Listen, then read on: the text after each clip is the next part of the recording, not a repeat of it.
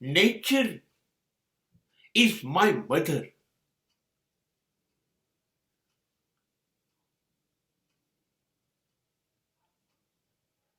I'm not alone on this planet because of nature.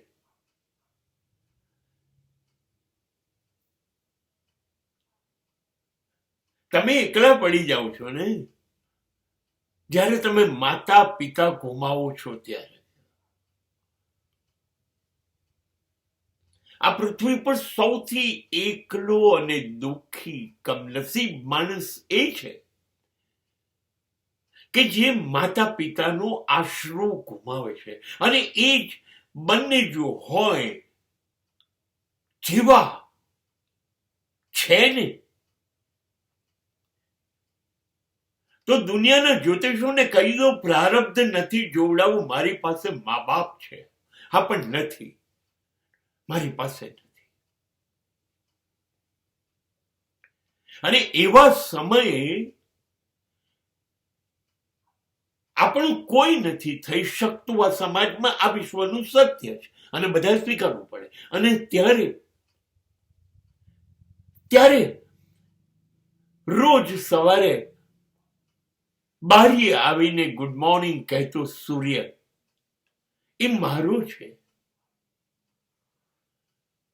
રાત્રે તિથિ પ્રમાણે વધતો ઘટતો અલોપ થઈ જતો ચાંદો મામો એ મારો છે. એ હાજર હોય કે ગેરહાજર હોય, ટીમ ટીમ કરતા તારલાઓ એ મારા છે. એલાર્મ ઘડિયાળ હું નથી રાખતો. મારી બારીની નજીક આવેલા વૃક્ષ ઉપર બેઠેલા પક્ષીઓ છે ને 5:30 વાગ્યામાં કકળાટ કરવા માંડે છે, સૂરજને આમંત્રણ આપવા માંડે છે. એ અવાજથી હું જાગી શકું છું. મને વૃક્ષ ગમે છે, મને ચાલવા જવું બહુ ગમે છે, મને આકાશ જોઈ રહેવું બહુ ગમે છે, મને વાદળ એક જગ્યાએથી બીજી જગ્યાએ જતા હોય બહુ જ ગમે છે, મને નદીમાં પગ બોઈને બેસી રહેવું ગમે છે.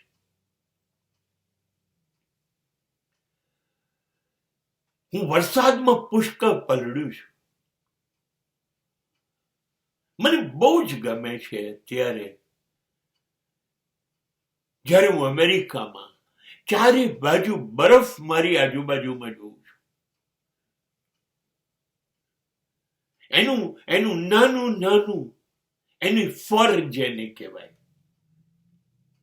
એ હું ચાલવા નીકળ્યું ત્યારે મારા માથા ઉપર પડે. આપણે ચાલતા હોય ને બંને બાજુ બરફ, વૃક્ષોએ બરફ પહેર્યો હોય, મકાનોએ પહેર્યો હોય, પછી ગાડીઓ તો બિચારી પાર્કિંગમાં હોય, એ સુકમ શર્માય, એ પણ બરફથી છવાઈ ગઈ હોય.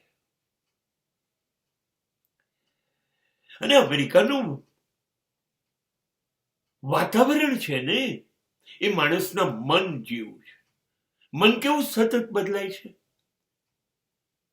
એ અહીંયા અમેરિકામાં વાતાવરણ સતત બદલાય છે.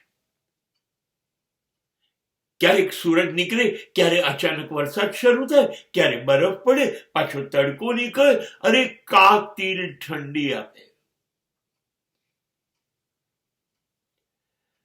કેટલું બધું કુદરત મારું ધ્યાન રાખે છે.